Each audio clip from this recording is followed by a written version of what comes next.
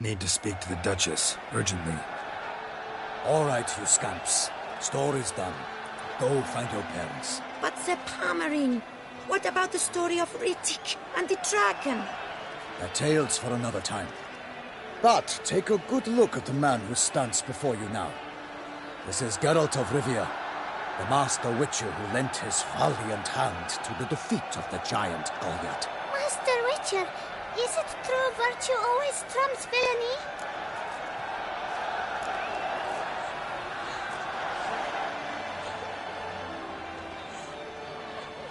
Much as we might not like it, virtue's got nothing to do with it. Victory goes to the stronger. So, is there no point to being virtuous? Not what I said. Then what's needed to vanquish villains? A sharp sword and some skill. But what if there's lots of villains, and they've sharp swords too? And lots of skill? That's where virtue starts to matter. Because they say the gods reward the virtuous after death. Now, that will do for questions. Go find your parents. Her Enlightened Highness has doubtless arrived at the tourney grounds to watch the battle in the arena. If we hurry, we'll be in time to speak with her before the spectacle begins. Lead the way.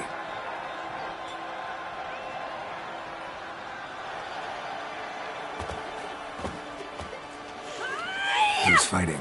Nilfgaardian gladiators? Close, but not quite. As you'll soon see. Someone's gonna fight a Shaelmaar with only some bells on its tail to confuse it, slow it down?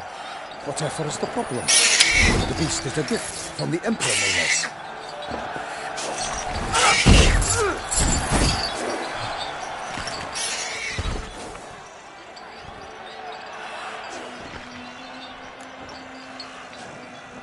Shouldn't torment the beast. How would you like to be dumped in an arena, blindfolded with a string of bells dangling from your ass? Pity a monster. You, a witcher. I slay monsters who are a threat to humans.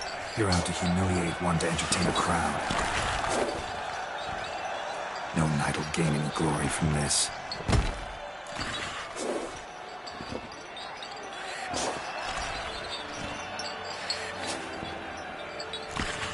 Let's go.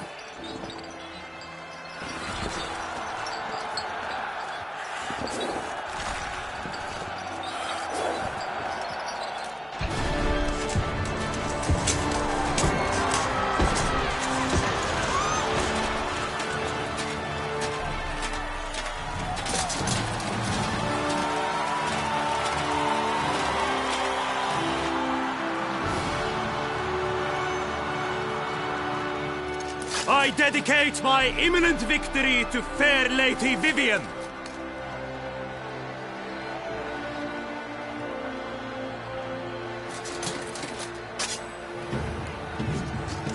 It's begun. The fight shall have to end first. We must wait.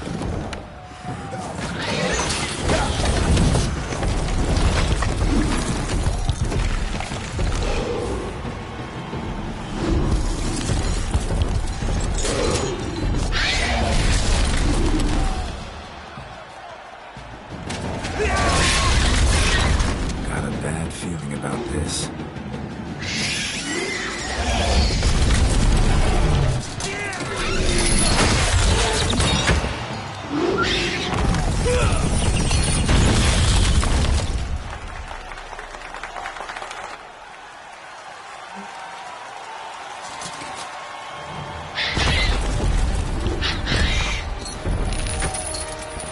Damn it.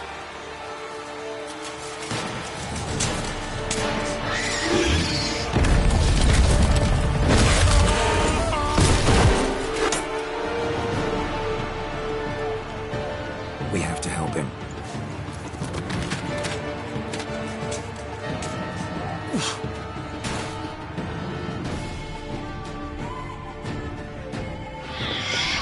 Come on, closer. Gotta keep it down. Can't really tell where we are when it hears us. Alas, for Nightling, the beast heaved its foul girth. Let loose a roar and knocked him to earth.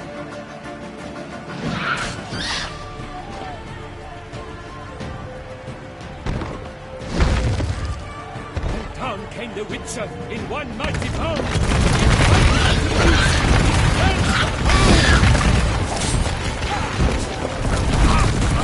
Out with flame, and thus the Witcher's life was snuffed. All our hopes, alas, had turned to dust. Drink up the ocean, and then fire to the wood, for nothing in this struggle can come to any good. Oh, 'twas all the victor, then naught shall have come of valor and vigor.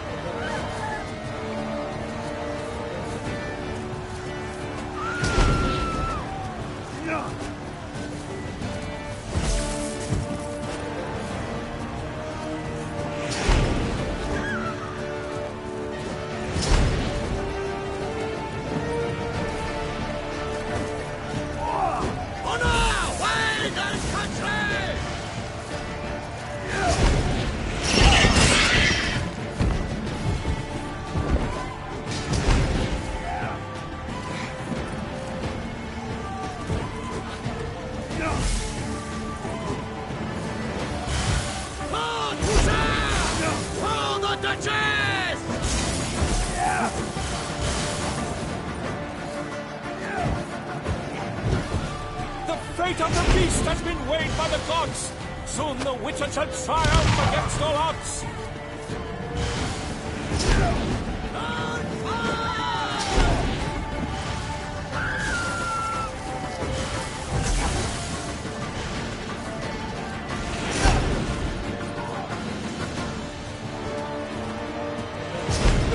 Waited till the time was true, then 12 danced and spun, struck the monster that flew.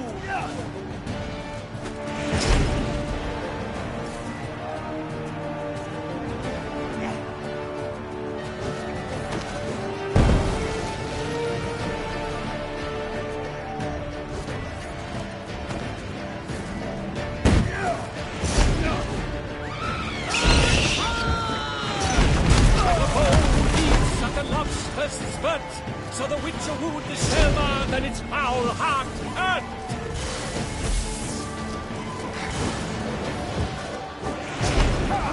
Dodge, dive, flee, faint, its racer strikes belly, Selma's cries ring aloud, blood transforms into jelly.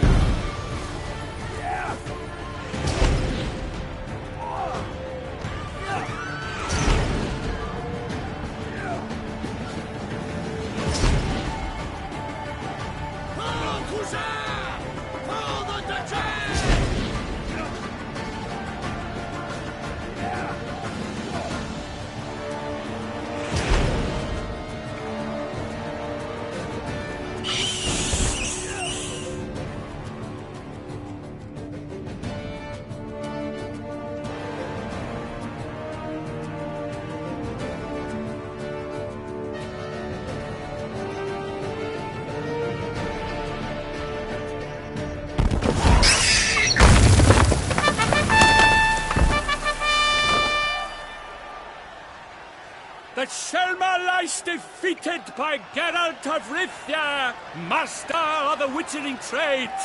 Behold, as the last gasps of life seep from the beast.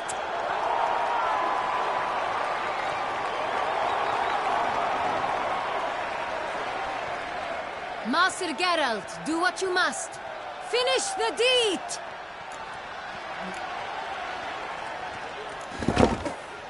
Monster's no threat. No need to kill it. A victor may always show mercy. It is his right. Long live Geralt the Merciful! Pikeman, see to the beast.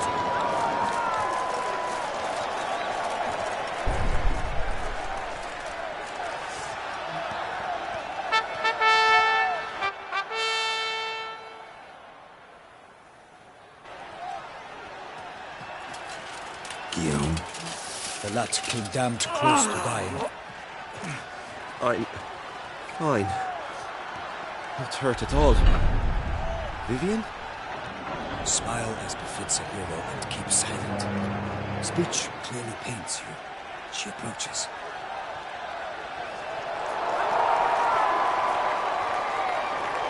Geralt. We must talk. Vivian. You shall talk later, in the medic's tent. Geralt, magnificent, breathtaking. Your Grace. We knew that to summon you was a brilliant idea. We are delighted, ravished to have struck upon it. And I'm truly... honored. See to our young hero. Hop, hop. For we must make off with Geralt. We should talk. We had been long awaiting your arrival. Had nearly lost hope. Then suddenly, that entrance, so spectacular.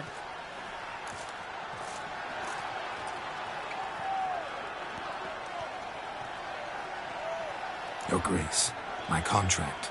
I'd like to discuss it. Naturally, but not here. We shall need Damien. He led the investigation pending your arrival.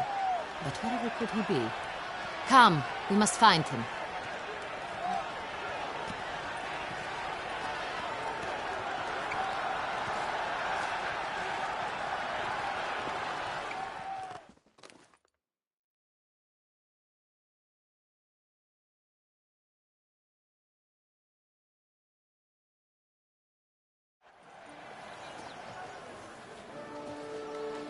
Tell us, have you come alone? Or did Viscount Julian accompany you? Wish to see Dandelion, Your Grace? Yes. I mean, no. Yes. But solely to tell him we regret. Yes, deeply regret rescinding the death sentence we so justly handed down upon him. If we could turn back time, we would make certain he sat in a tower till he rotted. No, we would ensure he was broken on the wheel, then drawn, hanged, and quartered.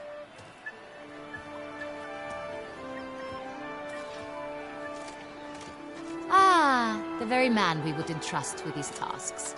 Damien de la Tour, captain of my personal guard. Your Grace. Witcher. Greetings.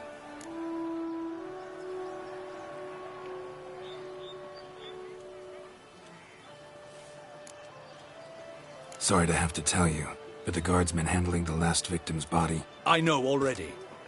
The creature in the cellar of Corvo Bianco.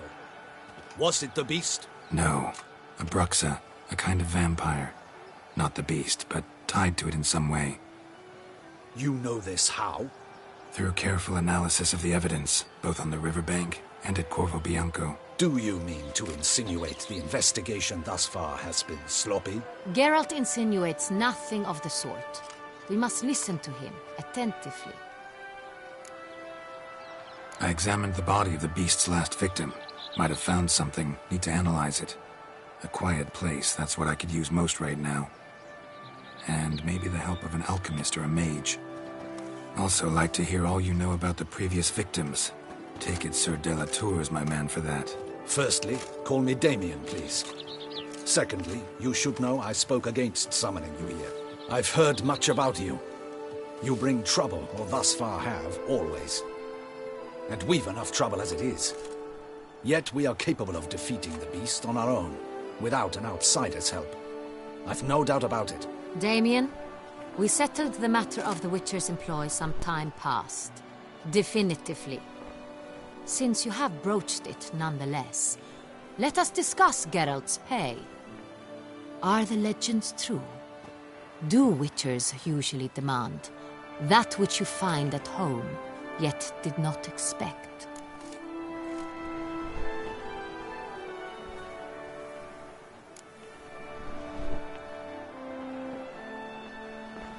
No, Your Grace. Usually we just ask for gold. The response we expected. Thus we've decided you shall receive the deed to a vineyard, Corvo Bianco, and a sum of coin. You will doubtless consider this adequate. Title to the vineyard shall be given to you at once. Surely you'll need lodgings while you hunt. The coin, however, will be yours only once you have slain the beast. Lovely, generous gesture, Your Grace. But, Corvo Bianco, isn't it the Duchy's temporary morgue? Is it now? The Chancellery's bungled things again, we fear. Not to be left unsupervised for one instant. Yet, in its mood, a morgue should present minimal problems to a witcher. What's more, nothing enhances a wine's reputation better than a grim legend. Thank you, Your Grace. I accept the contract, of course. But as I said before, I'll need some information.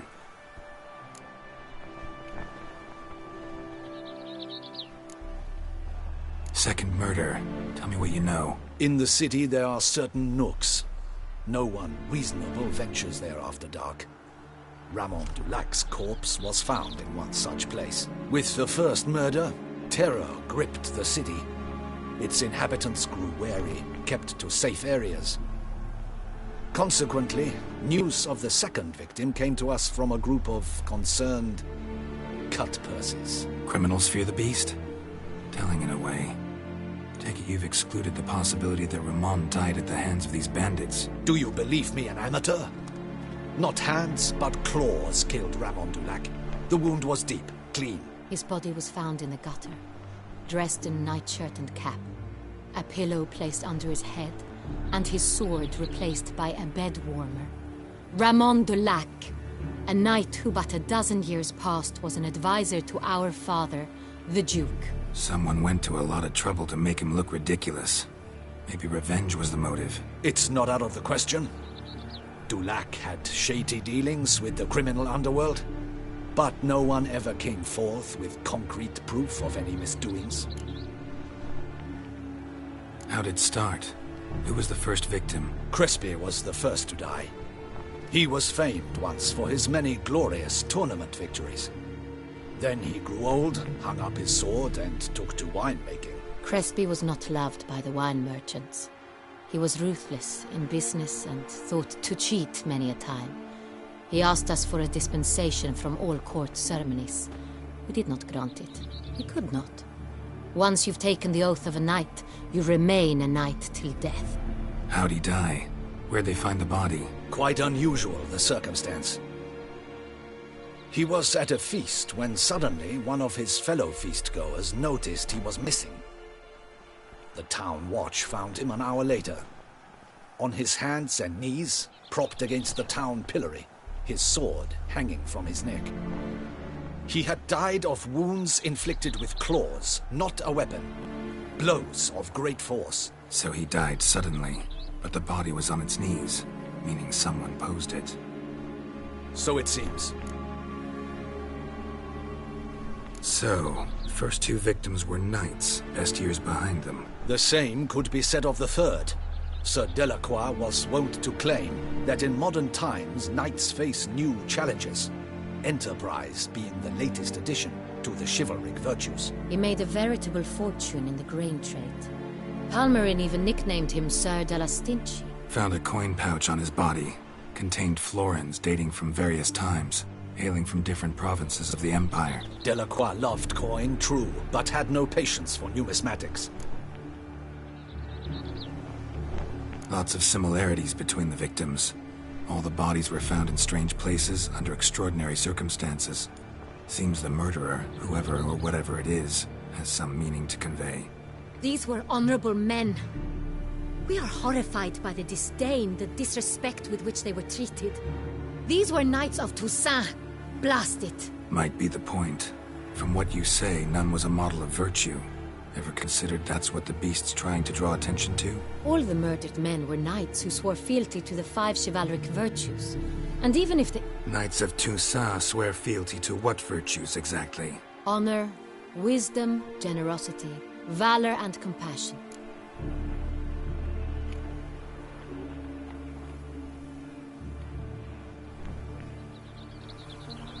Beast seems to be pointing up moral decay, denouncing it.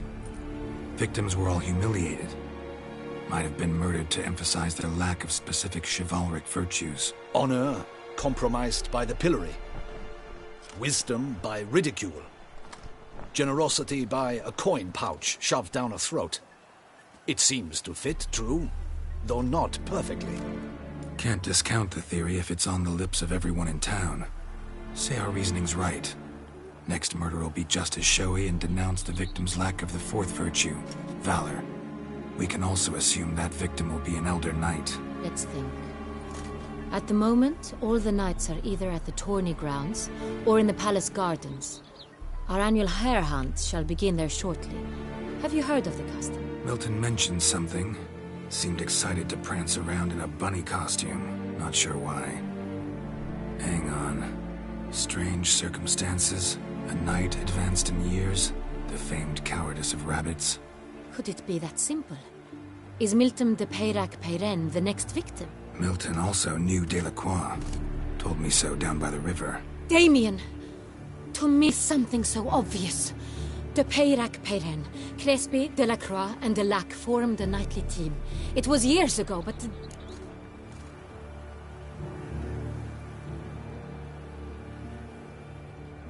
Your Grace, we need to find Milton, immediately. Rather problematic.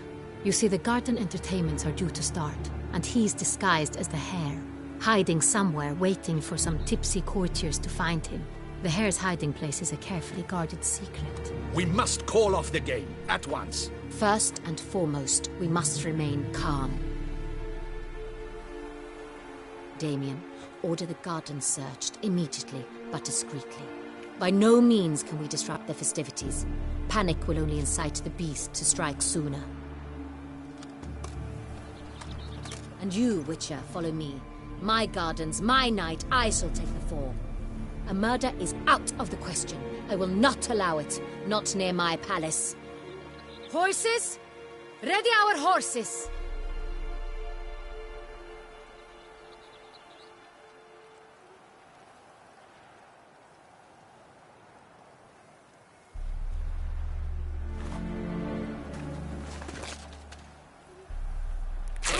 Your Grace!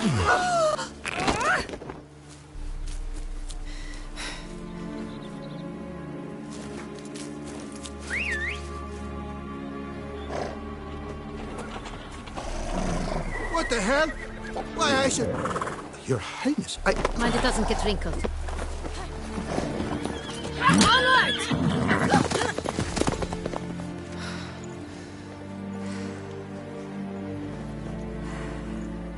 Hey! That is silk! Be careful! Give it to me!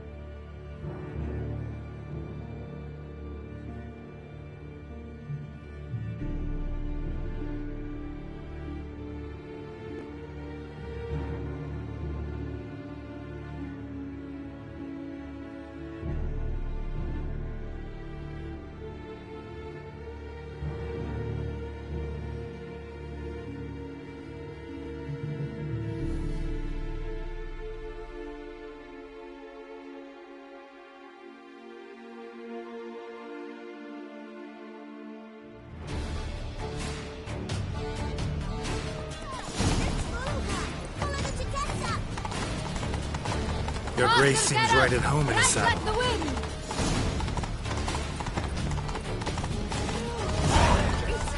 Clear the path! Clear the way, I said!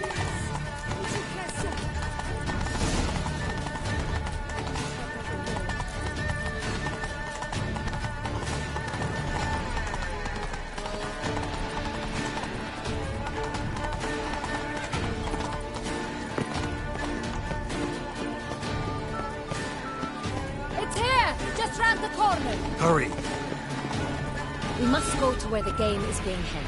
The participants must find a unicorn's horn, a golden fish, and a phoenix egg.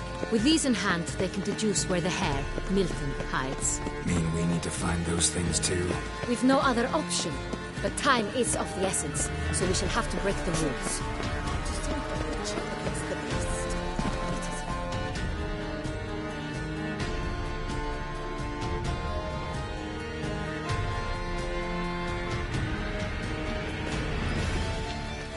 On second thought, through here.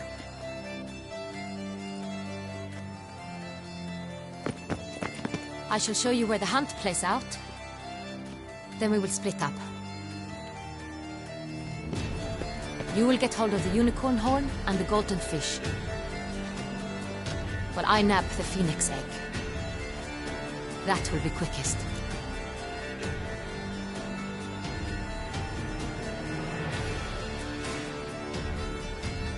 Golden fish.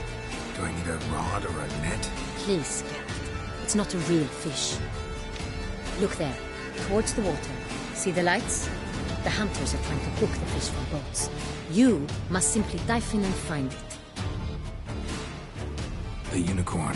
How do I catch it? It's terribly skittish, true, but I'm sure you will find a way to earn its trust. It runs around, over there, look. The golden fish and the horn both contain things or clues that will help us find Milton. Once you have fish and horn, find me among the other phoenix egg hunters. All clear? Then let's get to it.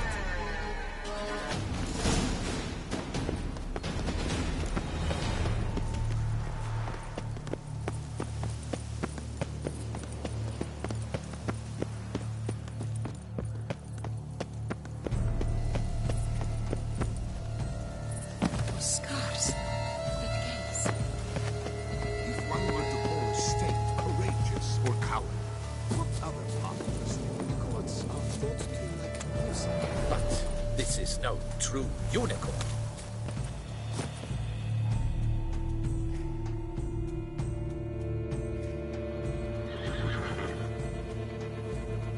Perhaps an apple will work. Or some sweets. We would not be in this predicament, dear sister, were you still a virgin. Do you really wish to have this conversation again? Here and now? Hush, or you'll spook the beast. We shall try the sweets. Hey folks, gonna have to ruin your fun. Sorry. Who's that?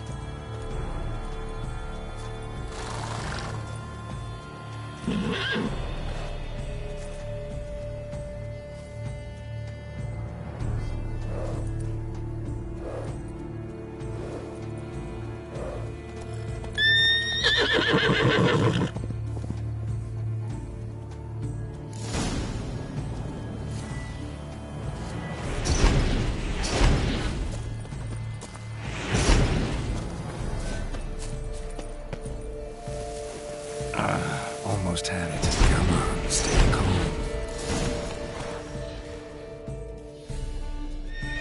Shh. Calm down. Easy now.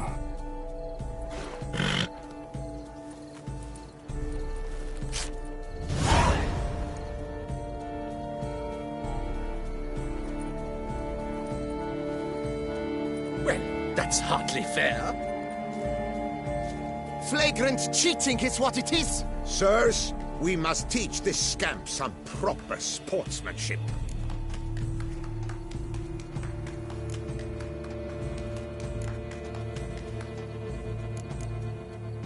Listen, I didn't break any rules. True, he won fair and square. We were unlucky, that's all. We must try to grab the next clue.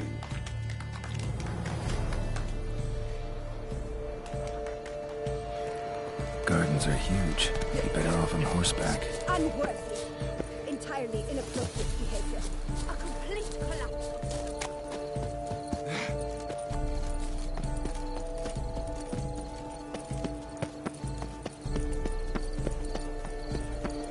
Golden fish should be easy to spot once I'm under. What the...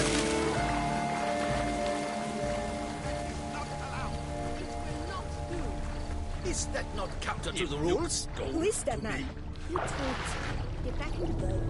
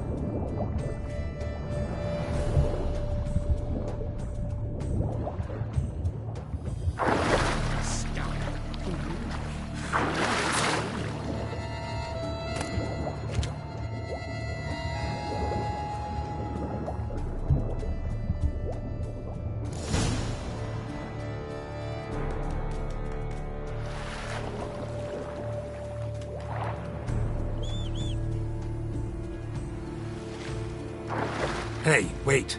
Stop. It's important.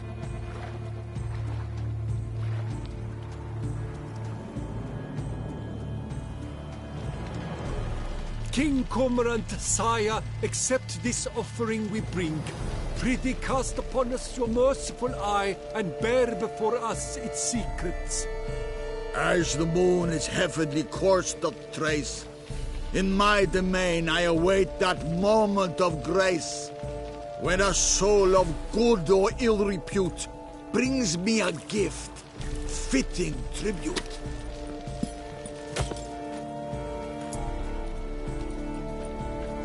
A key. Why, you unwashed wretch! He's ruined the game! Disgraceful.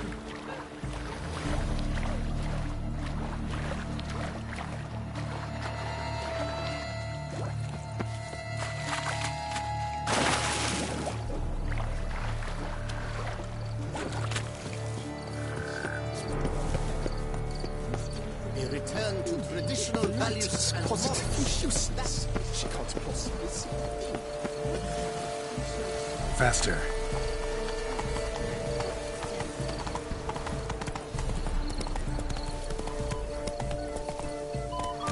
Let's go!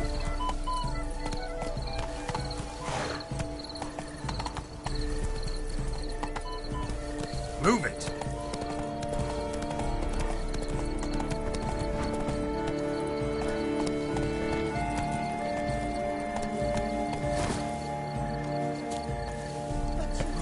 Did you guess this, champion? I wish only...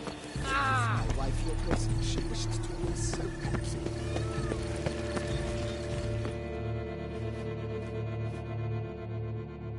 If you please, your grace. We do not please. We act out of the highest necessity. All shall be explained later. But it's against the rules. I am the rules.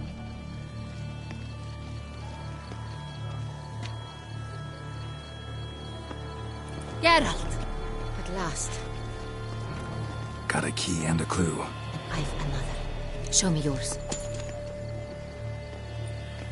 Who wrote this drivel? I begin like a groan, hollowed out with ease, then end like a mouse, with a head of hard cheese.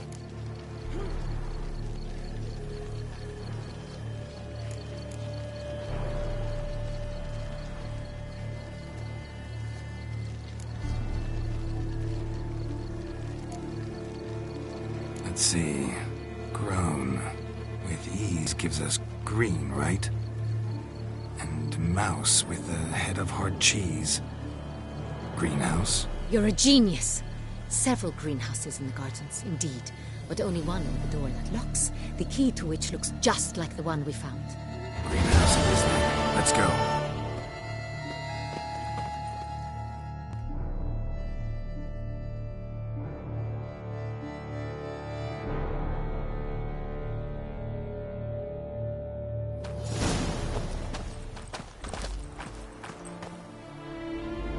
Wait here.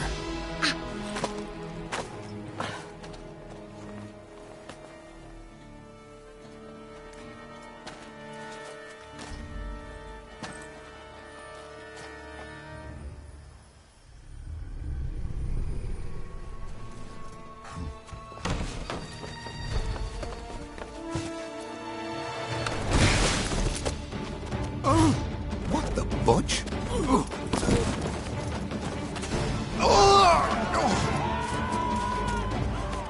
What was that?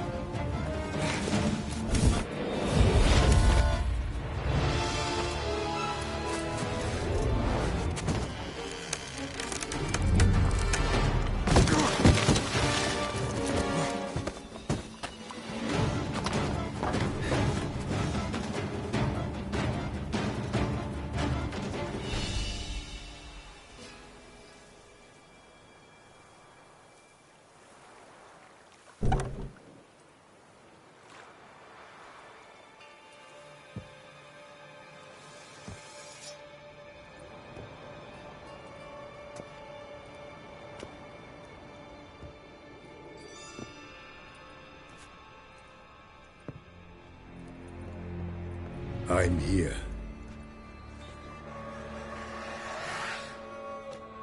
This belonged to you, maybe? It did, but you may keep it. I've a new one. I do not know you. I've done you no harm. Yet first you butchered a Bruxer who was dear to me. Now you pursue me. Why? You've killed 4 innocent people, at least. And you? How many innocents have you cut down?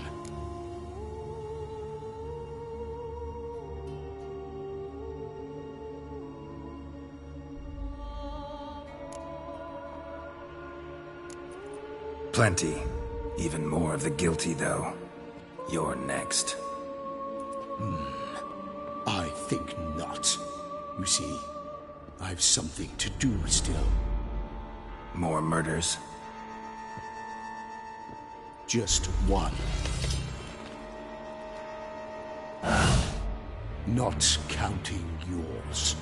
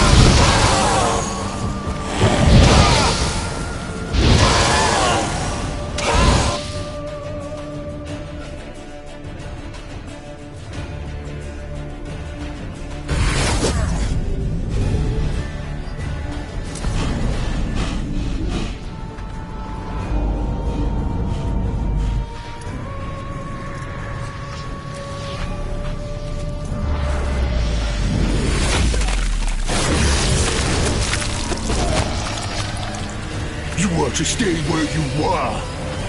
Regenerate! I know you're in trouble. I can help.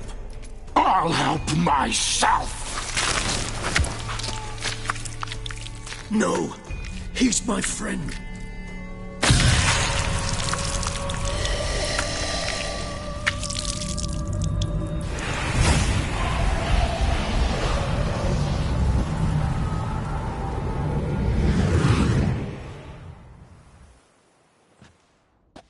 Yes, Geralt, it's me. Regis? You alright? All is well. All's in order. Wounds such as these heal on vampires in moments. But we've not seen one another in ages, my friend. At least in human terms, that is. How's this even possible? Last I saw you...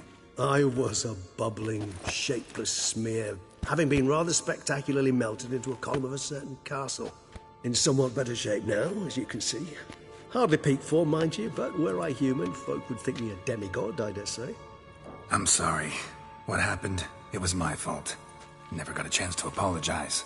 No need, Geralt. Bygones. I did not have to join you on that expedition. No one twisted my arm.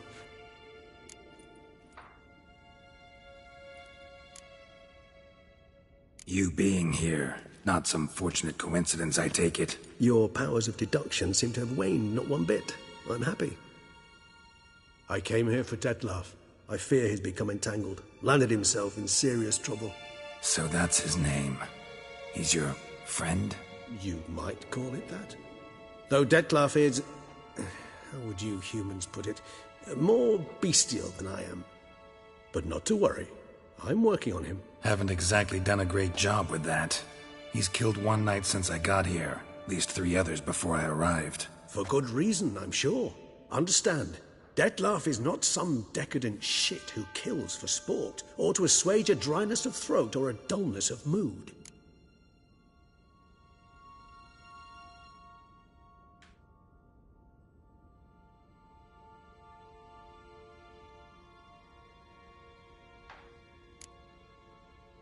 Seem pretty damn sure of that.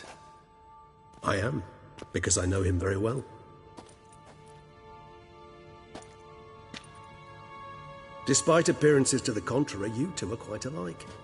You've both noble hearts, yet you both are wont to perform ignoble deeds.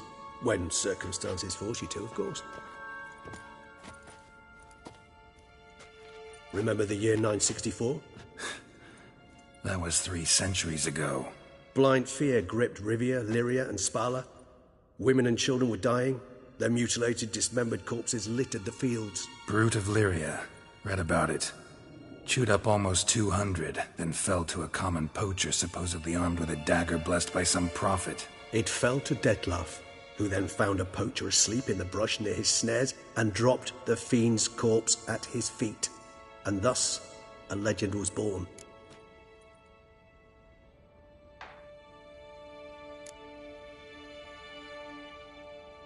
Awfully good of him. But do I need to know this? Yes. So you'll understand Detlaf is no cold-blooded killer. I believe he's landed in some mess and he sees no way out. What makes you say that? Vilgefortz melted my body. Detlaf found what was left. As per our codex, he had a choice. To leave me where I was, or to care for me and nurture my remains. He chose the latter. Regenerated me at no small expense in his own blood. Do you know what that means to a vampire? The gravity of the endeavor? Probably same thing it means to a human. You owe him your life. Much more than that. The act itself made us blood brethren. A bond so strong humans cannot even imagine. Which is why I know something ill is afoot. Always had an overdeveloped sense of empathy. Each vampire has a unique talent. One they hone over centuries. It's precisely what renders us so difficult to classify. Detlaf's trump card is his herd instinct, his tribal propensity. In point of fact, he prefers the company of lesser vampires and shuns that of humans. If he walks among you, killing egregiously, it can only mean something's upset him, immensely. Anything specific? Some set of things that'd be likely to set him off? How should I say this? Detlaf doesn't understand men. Their world, its rules, its conventions. He's naive in a sense. He doesn't comprehend your games, knows not what it means to lie, deceive. Suggesting he's maladjusted and venting his rage. I'm suggesting maladjustment can at times breed conflict. But is it the case this time? I cannot say, but intend to find out. Gotta find him, before something upsets him even more, and all Beauclair is awash with blood. Well, we share a cause then, just like the old days. Not entirely. I mean, when I find him, you know. I know you've a contract on his head. Yet your true task is to stop the beast killing, not necessarily to kill the beast, am I right? All in all, sure. Let us find him. By the time we do, I hope I'll have convinced you Detlaf is no monster. Fine, all right already. But for now, evidence is stacking up against him. Hear that? The posse. Knights must have tracked me here. I prefer they not find me here. I've makeshift quarters at Mère Lachaise Long Cemetery. We'll meet there. See you.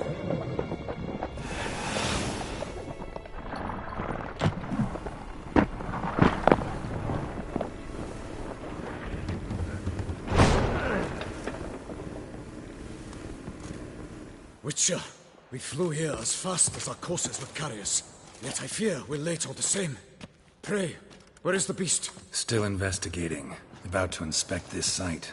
Withdraw your men before they trample all over the evidence. Sirs, we must let the Witcher do his work. Milton's murder cannot go unavenged.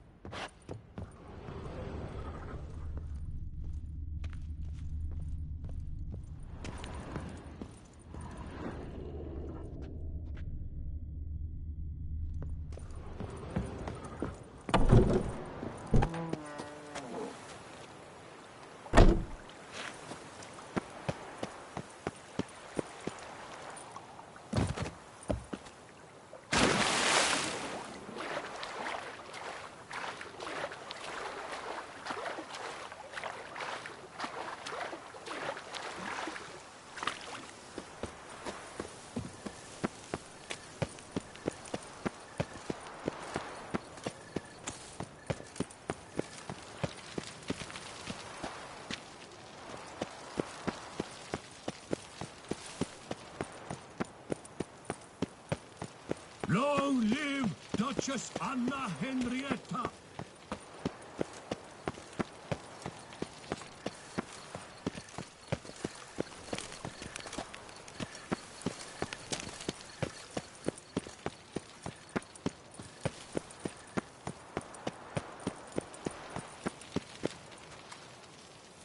Should the beast you espy, tell the commander, be spry!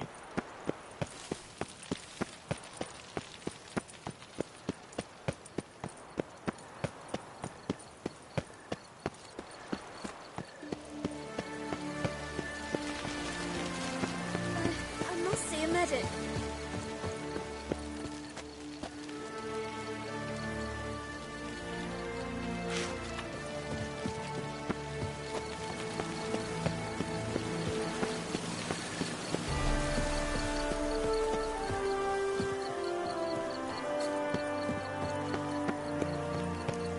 The guard brings peace to our domains. Flout its writ and rot in chains.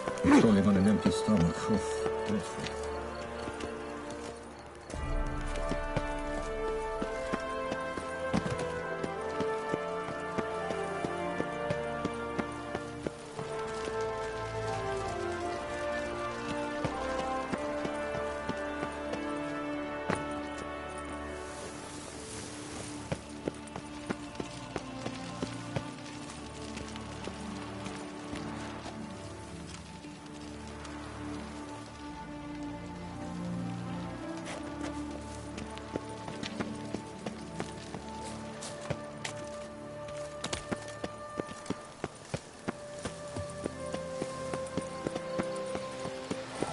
Don't crowd around.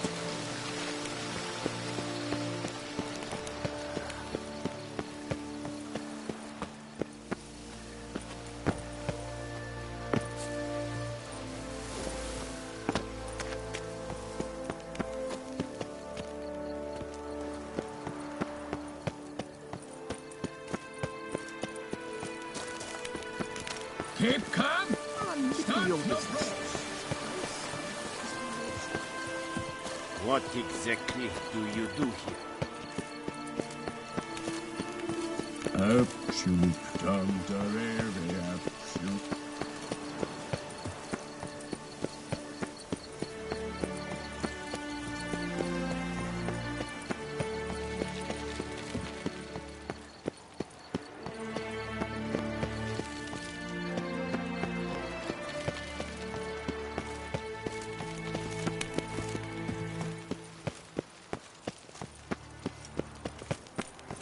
Here in Beauclair, all's right and fair.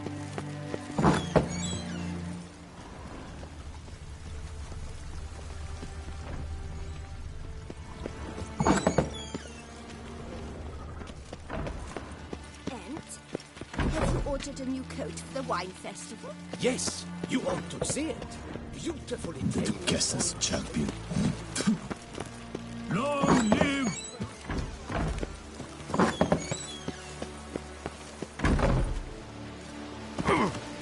Best cure for the beast.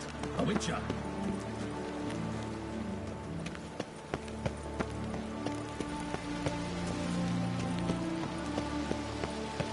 Patrolling on an empty.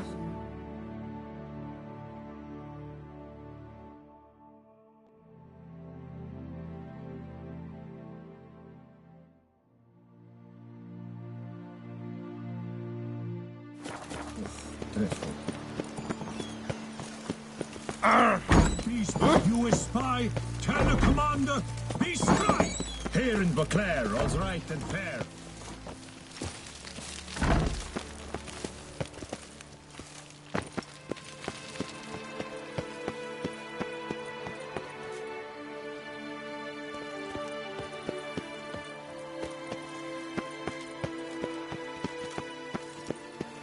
Patrolling on an empty stomach. Oof, dreadful.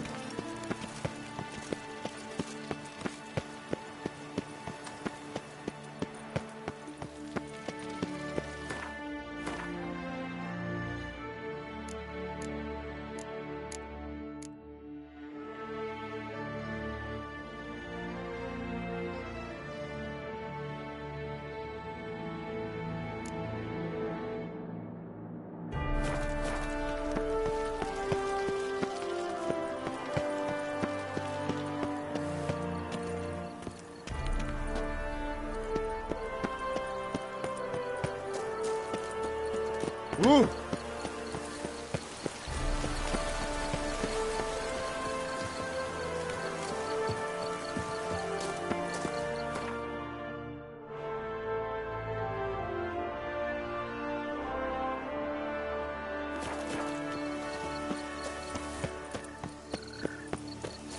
Ah!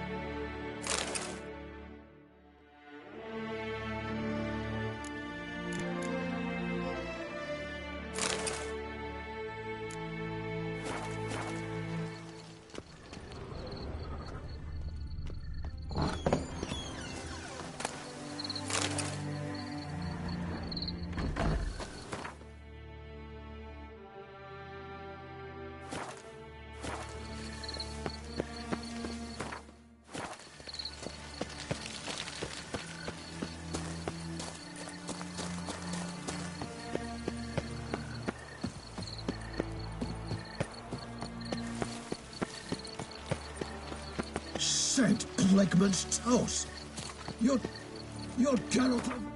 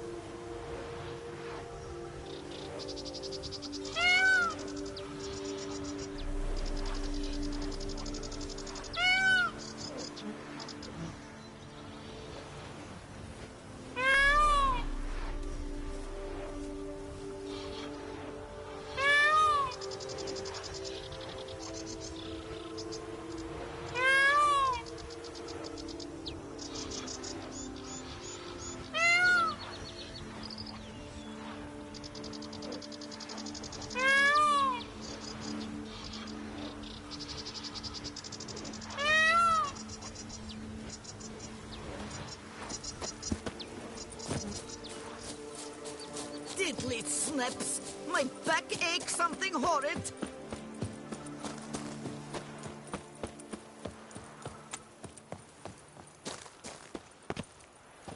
The days pass. The pile of work remains the same.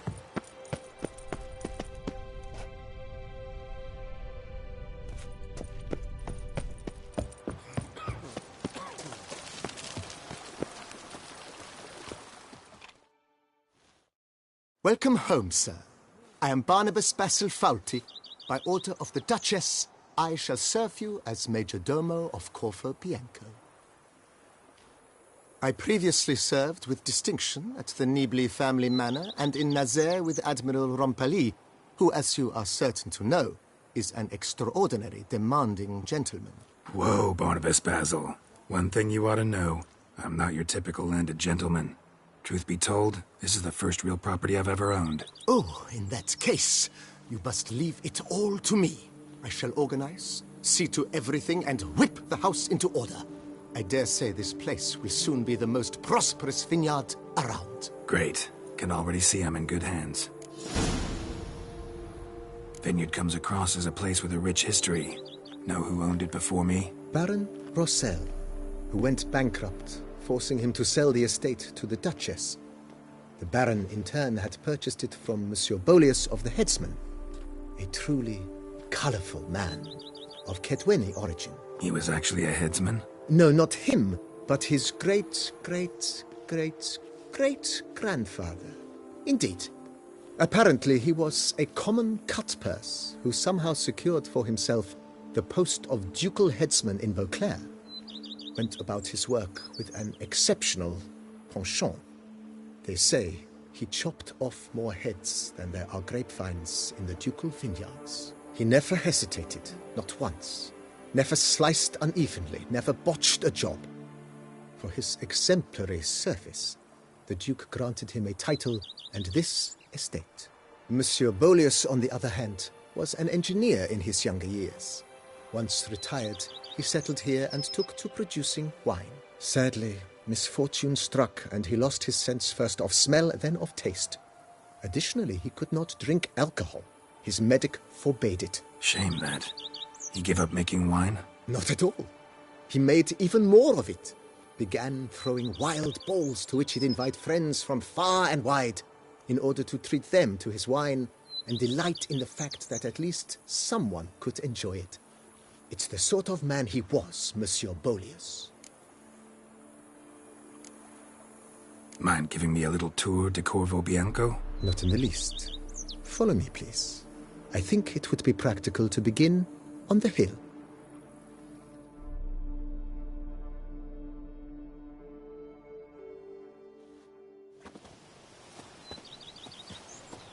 Behold, sir, your estate in all its splendor.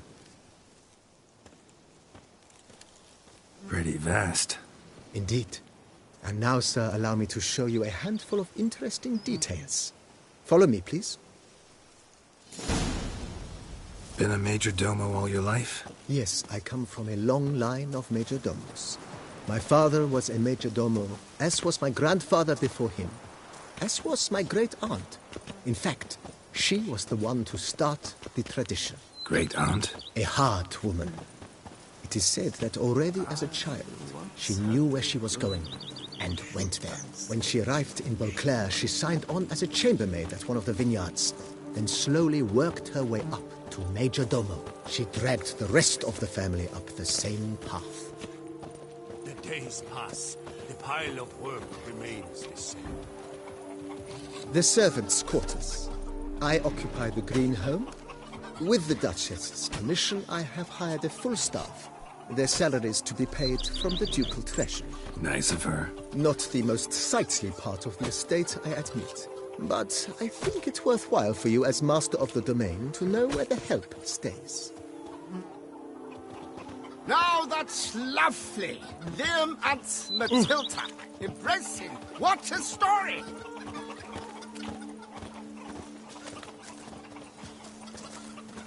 Monsters are your... Baron Rossel ordered the vines in this part of the estate uprooted and olive groves planted in their place.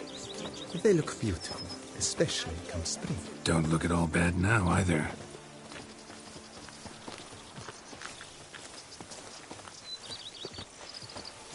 Eat something. Down below lies your vineyard, where we grow a strain of Carfanere, one of the world's oldest. Aged in oak barrels, it provides for an exquisite wine with distinct blackberry, wild cherry, plum, and cinnamon notes. Marvelous. Have to try it one of these days. There's this witch who steals little ones, grinds their bones to flour, fakes gingerbread biscuits. Nice well. Picturesque. Yes, though it ran dry long ago.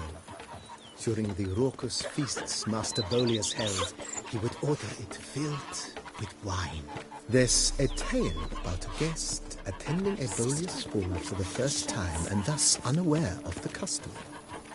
He had suffered great heartbreak and had decided to end his life by jumping into the well. The festivities were coming to a close, and the well was nearly empty when the suicidal guest finally jumped. Instead of killing himself, he merely broke his legs. To numb the pain, he drank the wine. Drank himself to death? Not at all. When found the next day, he had concluded he'd witnessed twin miracles. The water had been changed into wine, and he had survived.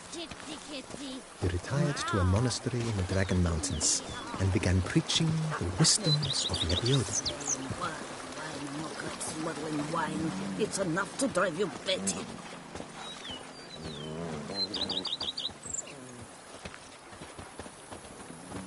Monsieur Bolius' wife Nina kept a garden here. A supremely lovely place it was. Bit neglected now. I agree. Yet nothing stands in the way of restoring it to its former glory, and once again planting it with herbs and other vegetation.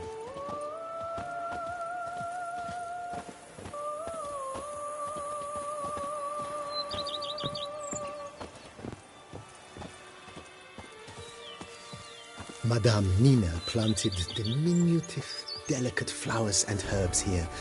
One might say their aroma still hangs in the air. You're quite the romantic, Barnabas Basil.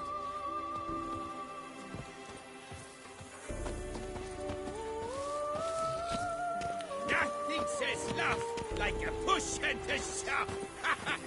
To Liam and Matilda, their head.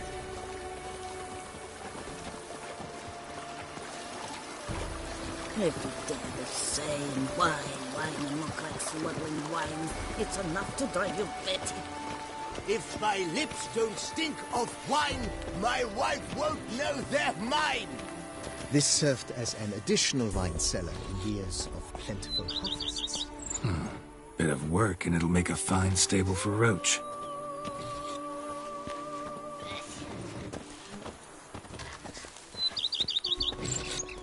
I've lots to do before it gets dark. The cellars, voila. During Monsieur Bolis's time, wine was kept here, but Baron Rossel used it to store olive oil as well. I took the liberty of cleaning up the mess, which I made while fighting the Bruxa. Thanks, Barnabas Basil. Appreciate it. Lovebirds tomorrow. Long live Matilda and Master Liam.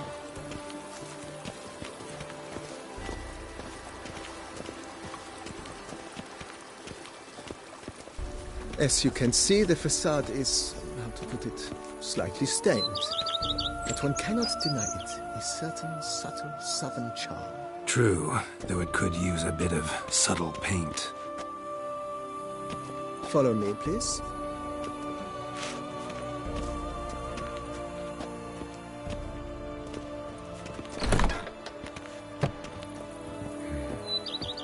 And welcome inside. On the left is the master bedroom. On the right, the dining hall and kitchen. Upstairs, you shall find the guest room, currently used for storage. Not a bad idea. At the moment, the house is only minimally furnished. Yet I believe we will, together, devise some innovative arrangements. A few paintings, for instance, would breathe new life into the abode immediately. With that, sir, you've seen the full lay of the land. Corfo Bianco is a beautiful estate. Though one must admit, time has taken its toll. Forgive me for being forward, but if you were to choose to invest a small sum towards its beautification, consider me at your service on the matter. Think I'll take you up on that. Be sure to come and see you if I decide to do any remodeling. Mentioned the place could stand to be spruced up. Oh, most decidedly, sir. The question is where you would like to begin this rejuvenation.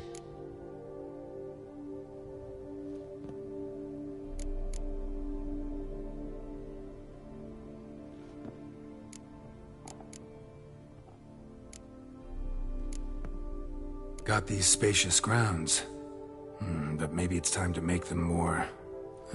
useful. Oh, yes! We certainly should. The way I see things, given your trade, sir, you would be wise to put in a grindstone and an armorer's table. A good way to start things off, don't you think?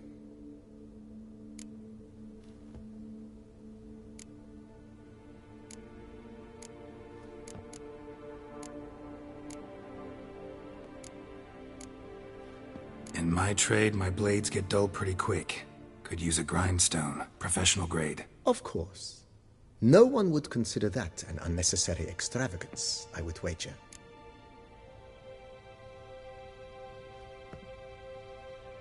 Then send out for one, please. A high-quality stone to be set up in the yard. Of course.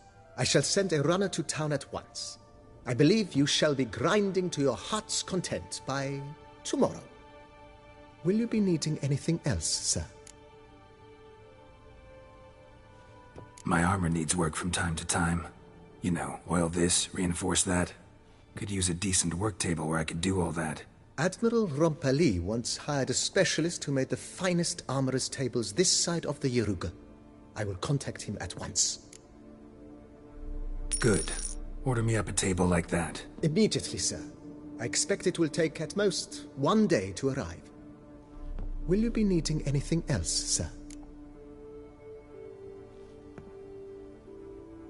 Been thinking about the outer walls. Maybe a fresh coat of paint or some patching. If I might dare to make a suggestion, why not start with a general renovation? I once oversaw such work at Admiral Rompeli's summer residence. The effects were simply breathtaking. Not only did the residence positively sparkle afterwards, but we also made room to display the Admiral's armor and weapons, of which he was a passionate collector.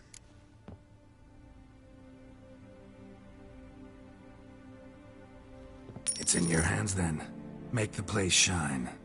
I shall get to work immediately. Within a day's passing, I shall have sent for the crew which rebuffed the Admiral's residence. They are the finest specialists around.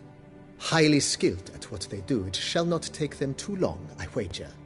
2 days after they begin, your eyes will behold your residence in its refurbished, rejuvenated, beautified state. Is there anything else you require, sir? Know what? Changed my mind. Not in the mood to talk about redecoration today. But I wanted to ask you something else. I shall be glad to answer your every question, sir.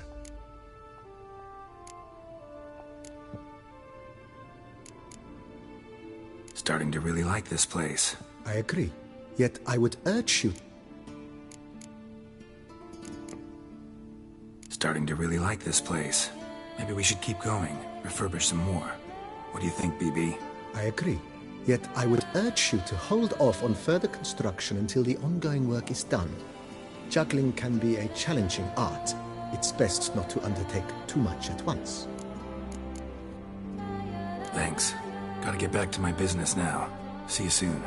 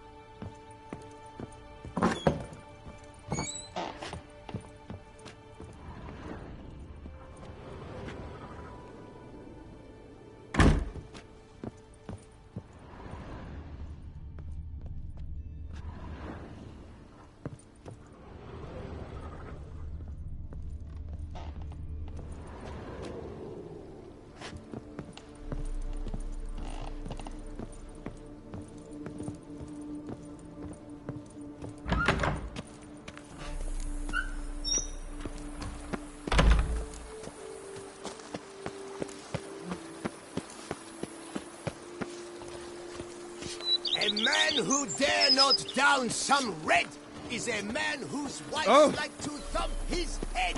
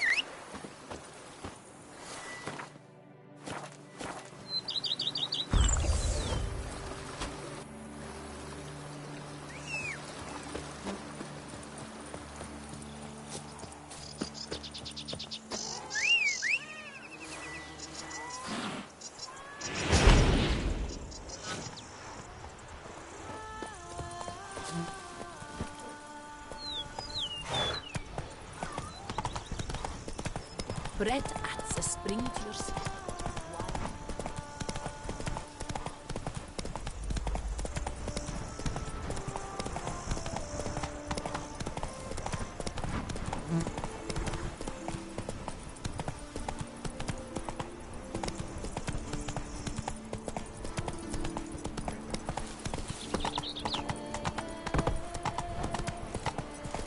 Can I shoot your crossbow?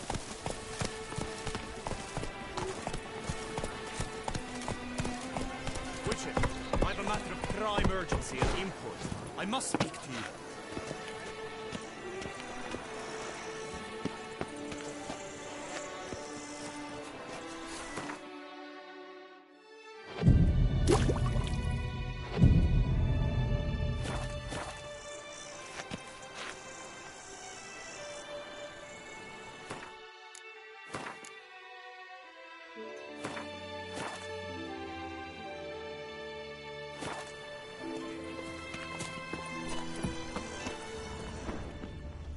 Monster Slayer, my.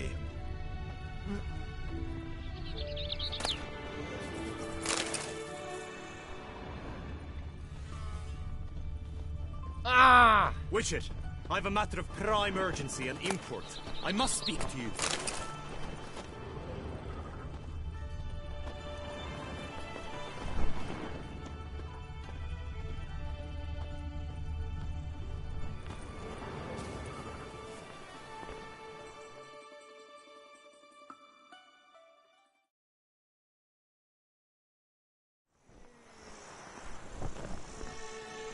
Your wound.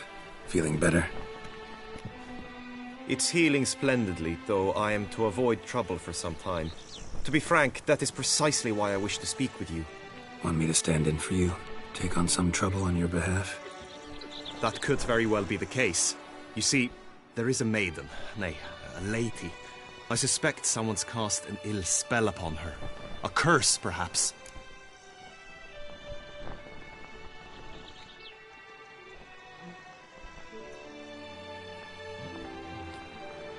What makes you think she might be cursed? You must keep all I say to yourself, I beg you. I would never dare to be so indiscreet normally, yet I'm troubled about her, for her. Vivian shuns the company of others. Though the fairest maid at court, she keeps men at a distance. I thus determined I would resort to trickery. Trickery? That even befitting of a knight? In war, yes. And what is love if not battle? As it were, one evening I crouched in hiding outside her seamstress's home. As Vivian emerged from it, I too emerged, ever so gently but convincingly collided with her, then promptly offered to escort her home. She consented. At first, all augured well. I proposed a more scenic route. She agreed. I made kindly forays into conversation, and she even began to respond as we neared the end of our route. Then suddenly, mid-speech, from her mouth there flew a most hideous shriek. I stopped stone cold in my tracks, while she turned red, then promptly ran off. I did not give chase, that time. I attempted to approach her on several ensuing occasions, to learn what had happened. for I feared she had become entangled in some trouble. I noted that often, come night, she ventures into the woods, where I've seen her walk about a glade near a pool. I've striven on occasion to follow her, but lost track each time. It seemed then she'd melted into the air.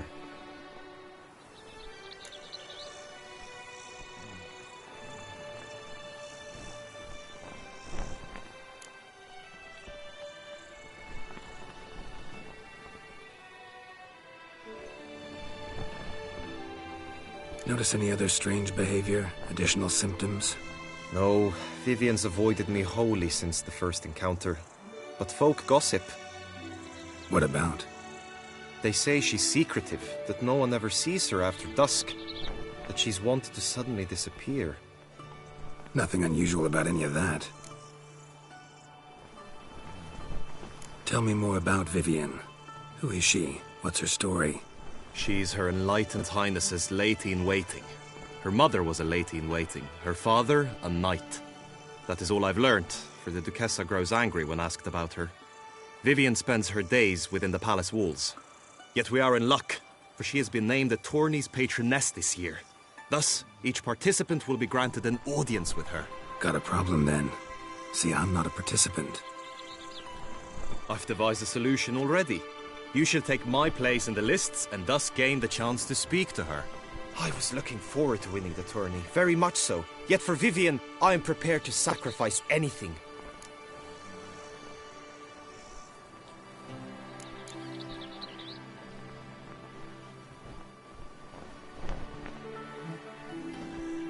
This tourney, how's it work exactly? It is the year's grandest and most important contest. Knights from all corners come to face off for the grand prize, and more importantly, for glory. A demanding test of knightly prowess in horsemanship, marksmanship and fencing. I qualified for the first time, had great hopes of winning. Yet... Yeah, I get it. Anything for Vivian.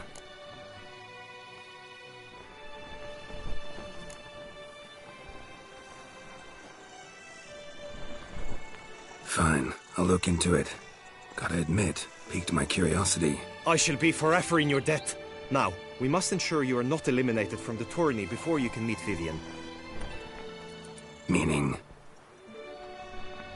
Could you show me how you shoot, ride and fight, perchance?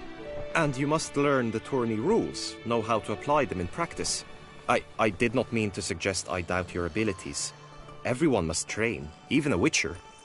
Besides, the tourney contests must surely differ, require skills you don't usually apply, races above all. The choice is yours. Where shall we start?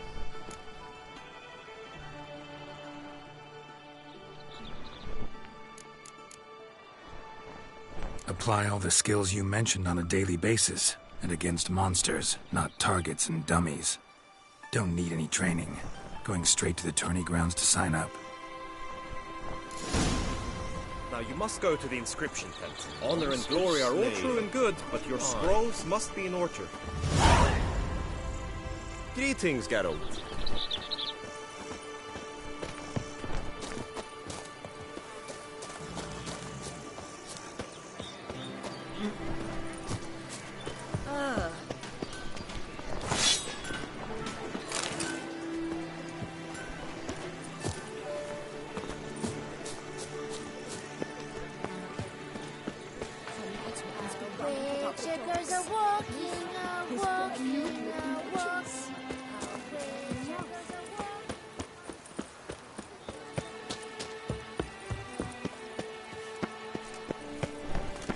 We shall long bear the scars of that witch's visit. Lepute has ruptured ribs. That tramp is the famed witcher?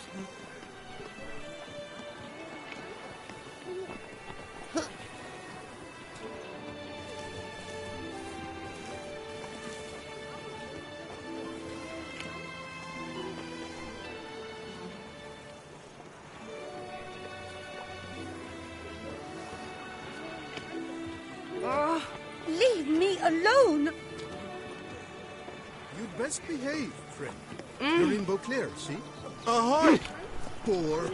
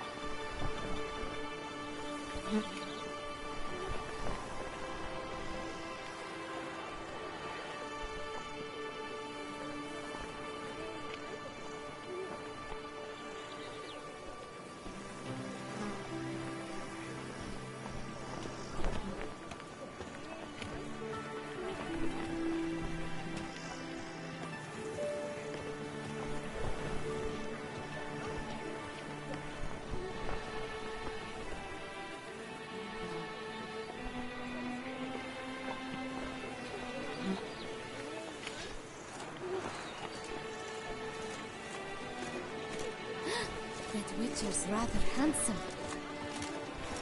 Our Duchess is usually very kind, until suddenly she is very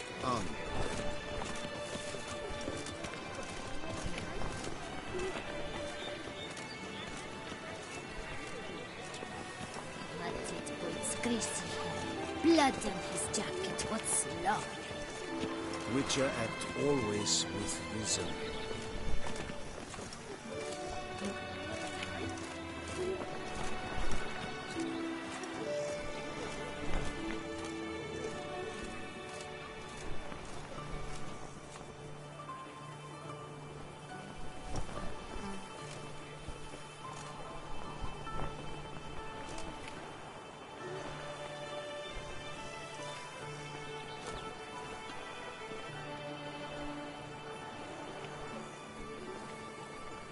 By the Prophet's wounds, a Witcher!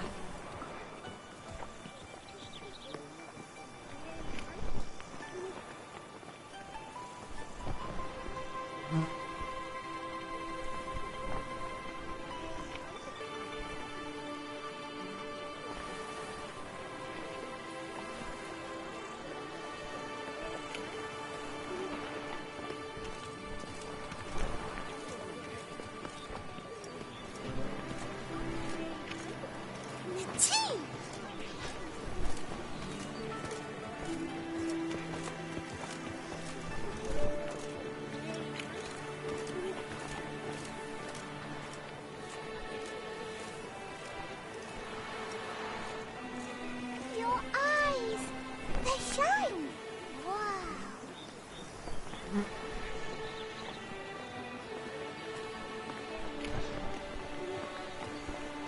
What a specimen. He scared the fright out of me.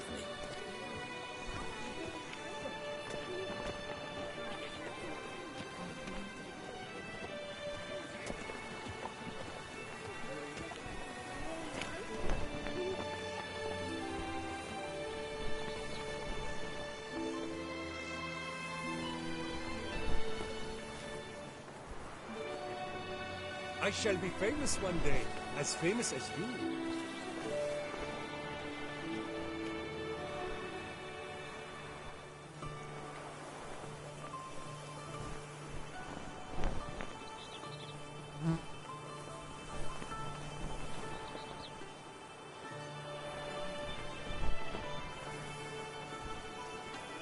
Matted Boyd's greasy hair, blood on his jacket, what's love?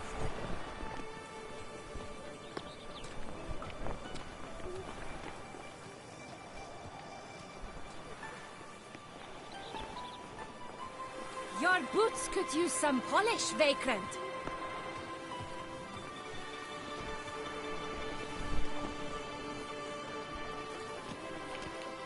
No, Pecorito.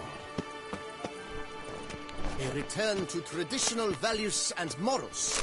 That is the remedy for Toussaint's problems, not two swords.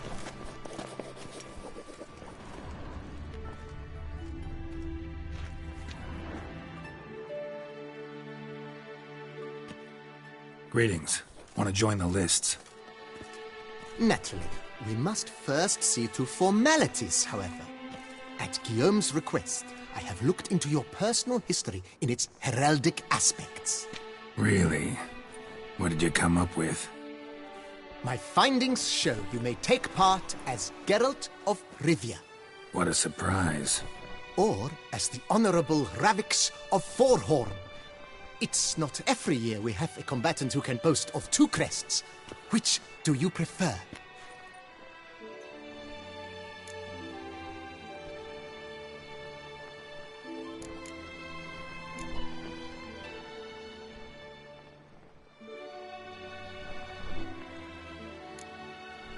Ravix of Forhorn? How'd you manage to dig that up? Here in Toussaint, we treat heraldry very seriously. One visit to the Ducal Archives. That is all I needed to acquire the necessary information.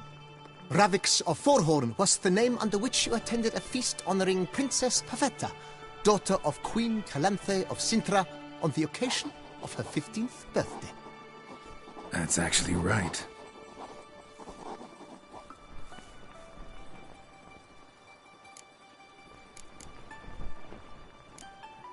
kinda curious what you could have learned about Geralt of Rivia. In the year 1267, a certain Geralt, a member of the Witches' Guild, was knighted by Queen Meve and dubbed Geralt of Rivia. This was in honor of his distinguished service at the Battle of the Bridge, said structure spanning the Yaruga. But I wager you know of which battle I speak. Yeah, those were the days. Kahira and I led a fistful of Nordlings against an entire Nilfgaardian battalion. Won that battle just because we absolutely had to cross the river.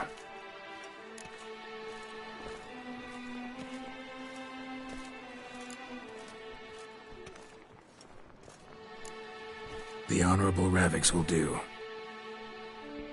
You may now take the shields bearing your crest. I'm a Witcher. Shields aren't something Witchers ever use in combat. Who mentioned using it in combat? Not I. The shield commemorates your participation in the tourney. You may take it as a souvenir. In that case, thanks. Have you been instructed as to the tourney's challenges, prizes, and vows? If not, I do hope you will allow me to tell you about them.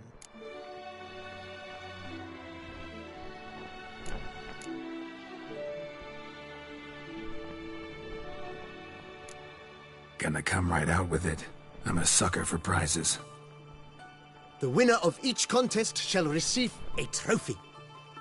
Whoever has the best result once all contests have played out shall face last year's champion in a final duel for glory and the title. Should you defeat the reigning champion, the grand prize will be yours.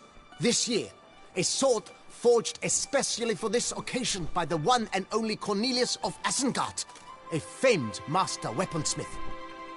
Her illustrious highness had it brought all the way from Nazaire.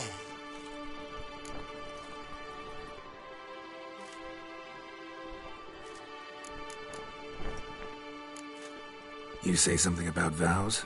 As is our custom, knights make vows to which they hold for the duration of the tourney. Each swears on something which to him represents his most cherished virtue.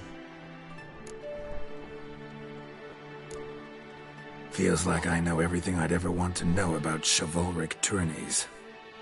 Splendid. In that case, you must make your vow. Upon what would you like to swear it?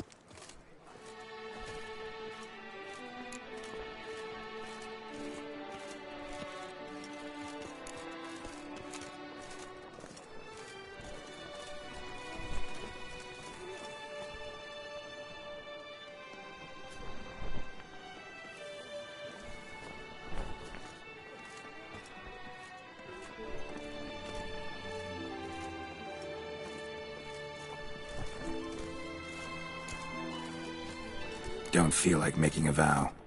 Custom allows even for this possibility. May the gods succor you in your endeavors to overcome. Sign here, please, then fill out these forms. That is all I need from you. Now, as arranged by Guillaume, you shall be fitted with appropriate armor for the tourney. Shiny. You have also been assigned a tent for the tourney's duration. It stands near the arena. Good luck.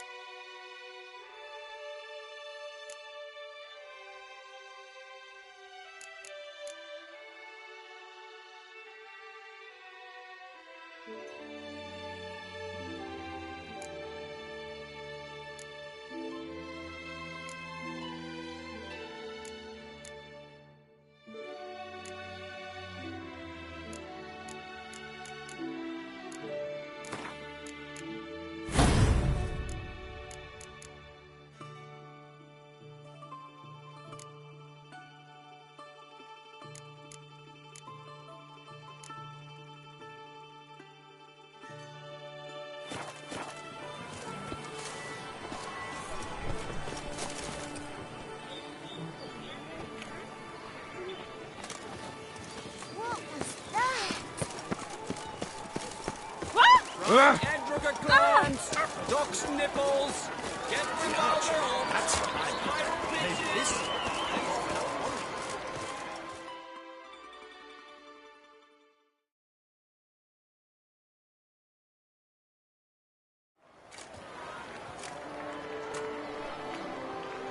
Geralt, well, I'll be...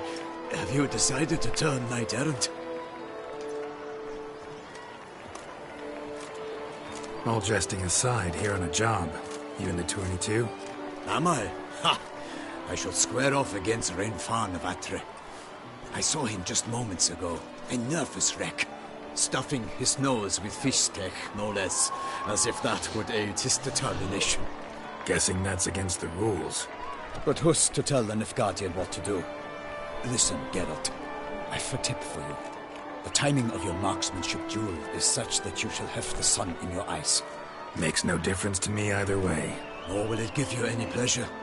Since, as it is, we must both wait, play me in a round of Gwent. Should you win, I shall swap with you. To me, a southerner, the sun is no hindrance. Never turn down a round of Gwent.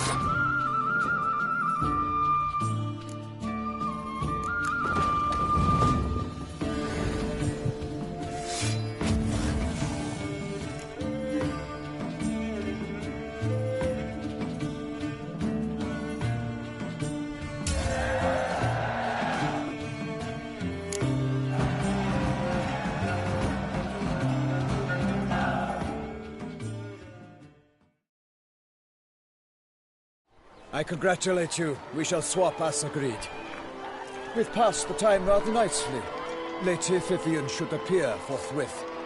I'm off to face my first challenge. Good luck.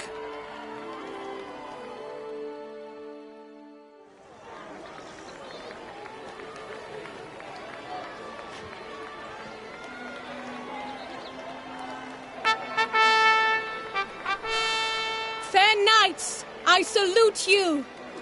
The honor and duty of tourney patron have fallen to me this year. Fight honorably, so that I may bestow upon one of your number the tourney's grand prize. You have sworn your vows. You have readied body and soul.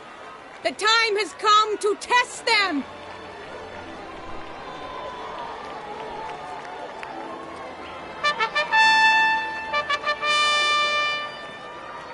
Behold Horm Akispark of the Mechtian royal line.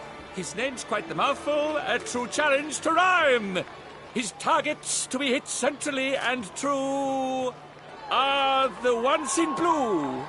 Against him new blood, a knight unknown till now. Seraphics of Forehorn, give us a bow!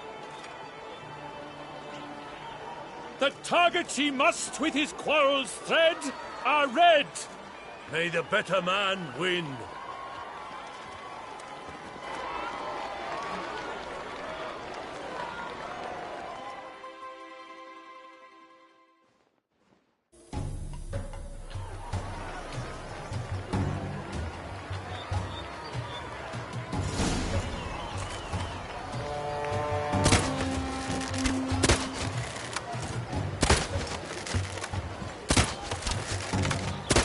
Brave Seraphics has hit over one half of his marks.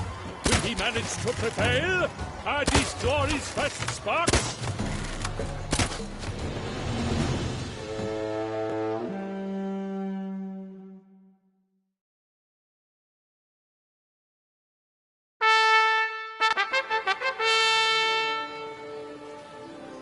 Seraphics has won! His boat struck the goal! Yet even this cannot soothe the ache in his soul.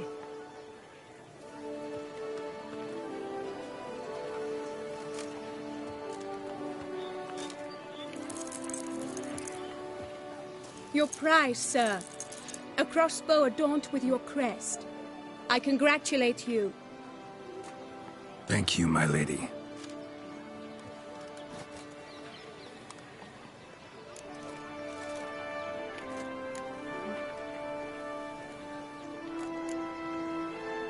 My medallion's vibrating strongly. Can only mean one thing. Magic. The explanation is disappointing, I'm afraid. The fragrance I use, it's mixed by a sorceress. To lose to an opponent such as you is a victory of its own.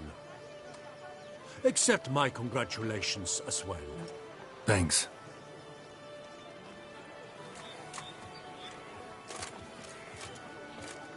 Good work! In the interim, I managed to determine which tent Lady Vivian occupies. Perhaps you could find a clue within it. You're right. Vivian's cursed in some way. Sensed it when she opened the tourney. In that case, we've no time to lose. Let us go. Yeah, let's go now.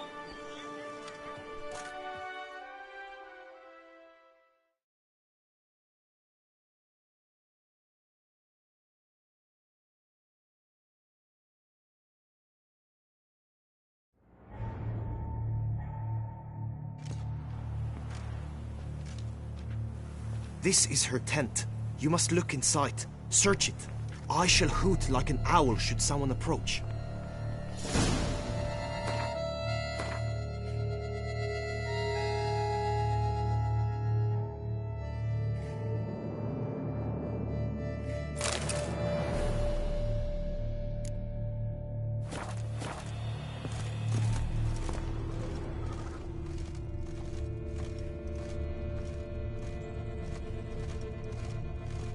Oriole feather. Oh, fair. Vivian keep a bird as a pet? No sign of it here, if so.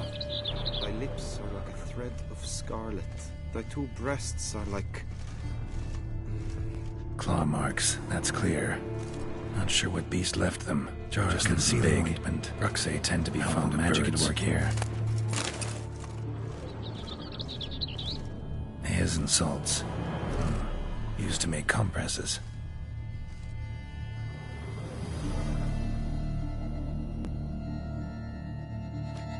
Someone approaches. Quickly! You were supposed to hoot. We shall speak later. We must return to the tourney now. It's time for the second contest. Sirs, what seek you in my lady's tent? Inspiration? Be gone from here.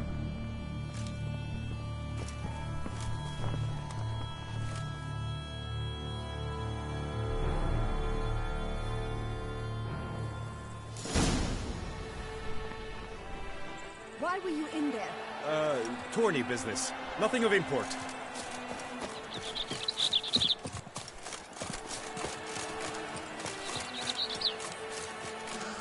The flower of chivalry.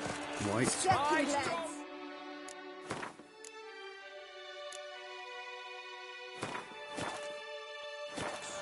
Dragon's eyes on a stick!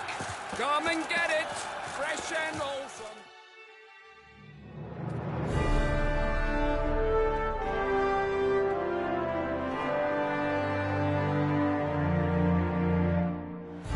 Behold, gallant knights and ladies decorous! Gaze at the host assembled before us! Look upon chivalry's best and most storied! Come from far lands, here to seek glory! Hear now their names as I shout them aloud! Savor their titles, of their presence be proud! Halmarin, the Baron of Longfall! Linus of Metina! Rainfarn of Atra! Hormakaspark of Meikt! Dodimir of Troy! Guy de Boisfren, in service to the Duchess! Delwyn of Craigiau! Count Tai of Dondal! Ansay of Lyria and Rivia a prince! Graphics of Forhorn! For Gregoire of Montgorgon, let out a roaring cheer! The faint fire of silence, tawny champion from last year! Today's winner of contests, his victory to secure, shall face a Gregoire in a challenge severe! Does ignorance demand a bard intercede? Does someone need telling how tourneys proceed? Graphics of Forhorn? Is that what you call yourself? You shan't fool me. To this day I bear marks where I met your steel.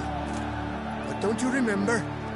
I am Tai of Dorntal, and I swear to you, before the tourney's end, I shall have added another book to that collection on your map. Done.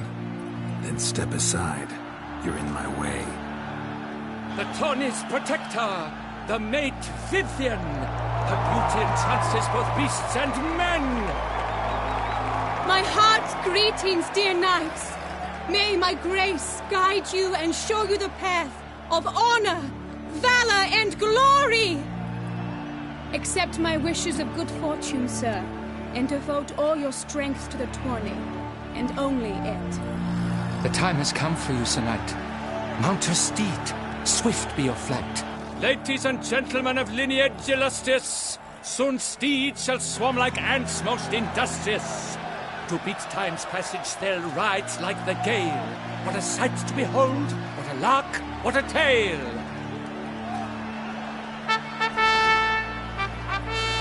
Before us Sir Ravix of Forhorn dubbed, his spurs flash like lightning, to a shine they've been rubbed.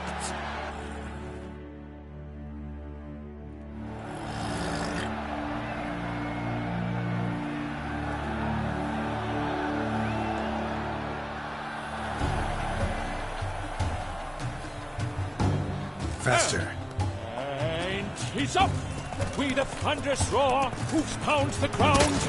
No legion of drummers could make such a sound.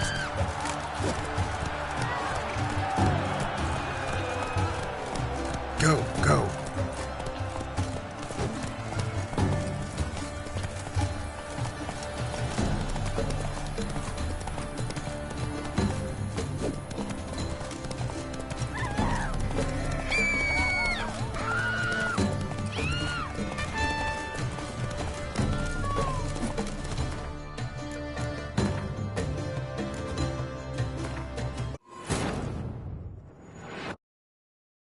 Geralt had to face Eredin, but could only hope to beat him with the help of friends. The Wild Hunt could be defeated with exceptionally powerful magic, so Triss and Yen set out to reconvene the Lodge of Sorceresses. Avalach, too, began to lay plans of his own. The elven sage decided to erode the King of the Hunt's support in his own realm. With Geralt in tow, he ventured through other worlds to the city of Tir na Lial. There they found Eredin's viceroy, Gels. Gels had been a loyal subject of the Alder Folk's previous king. When he learned Eredin was a regicide, he agreed to help defeat the usurper.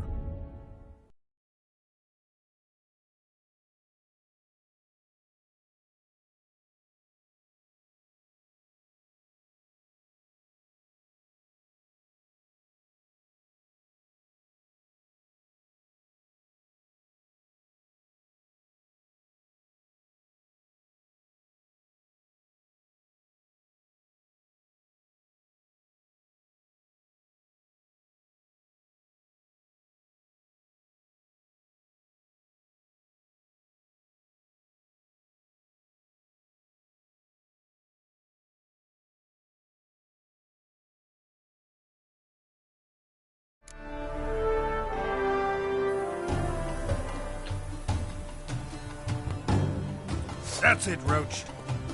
And he's up! We the thunderous roar, hoofs pound the ground. No legion of drummers could make such a sound.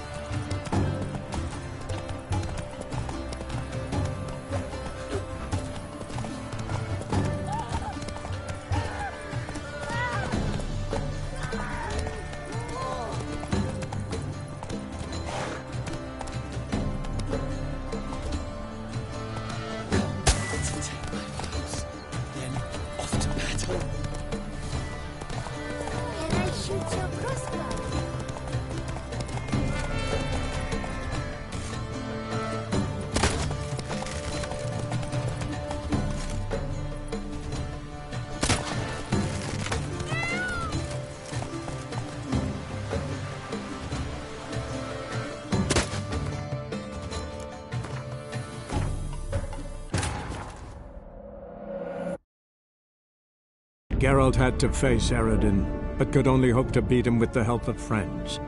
The Wild Hunt could be defeated with exceptionally powerful magic, so Triss and Yen set out to reconvene the Lodge of Sorceresses.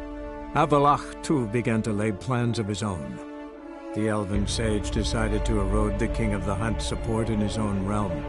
With Geralt in tow, he ventured through other worlds to the city of Tir na Lial.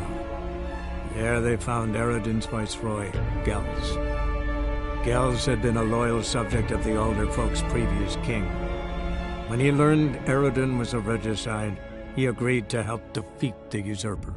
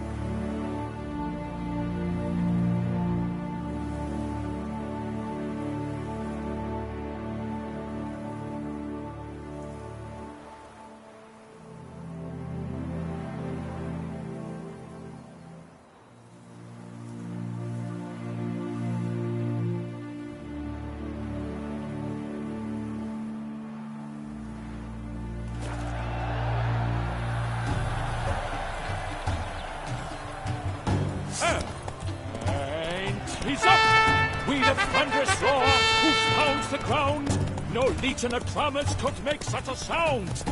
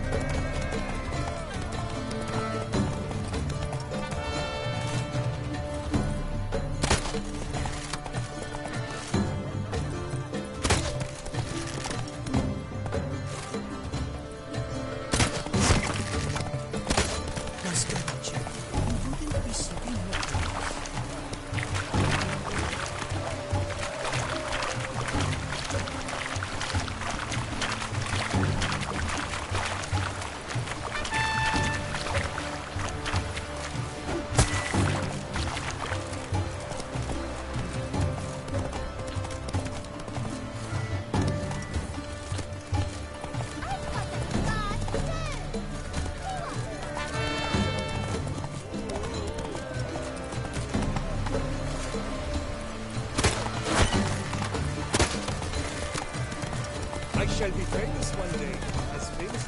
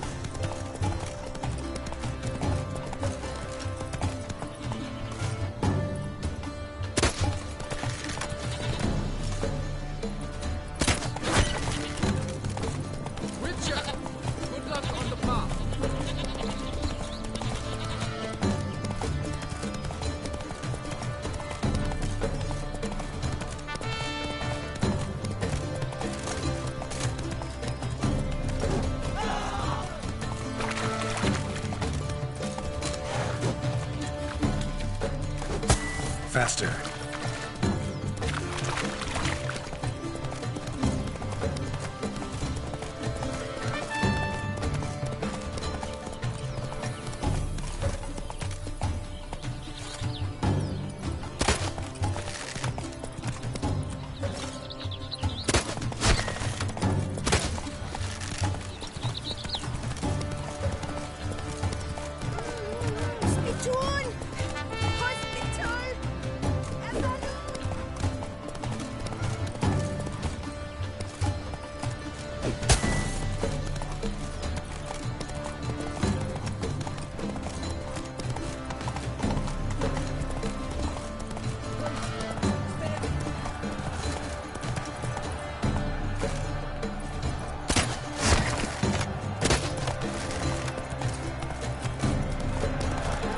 So close!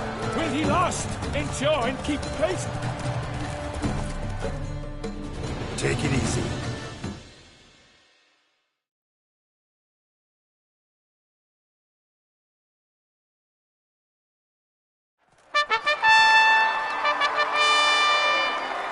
A race of such style, such grace, such speed. To watch was a pleasure, a treat indeed. To honor our entrance, praise each fair knight.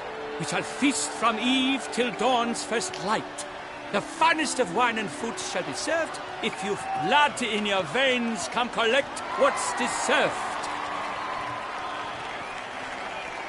I congratulate you. Here, your prize. A saddle adorned with your crest. Many thanks. By the way, my maid saw a man with white hair sneak out of my tent. Would you know who it might have been? No idea. How juvenile.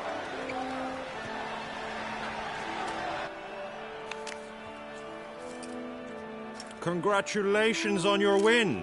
In stellar style, no less. Ah, I no longer regret I was not able to participate. Almost. We must drink to this. Come with me to the feast. We shall await Vivian together. Lead the way.